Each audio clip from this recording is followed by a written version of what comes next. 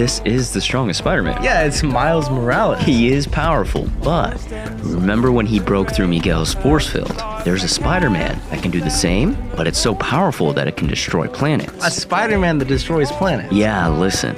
One day, Peter was in a lab with a scientist. They were trying to tap into an extra-dimensional power source, but something went wrong. One of the machines malfunctioned, releasing a living force that flowed through Peter's body. He began to surge with energy, transforming into a cosmic entity. So he became a god? Well, there was an incident where he punched the Hulk so hard that he went into outer space. He went so deep that he got stuck into orbit. Also, there's a theory that this version of Spider-Man will lead the Avengers in Secret Wars.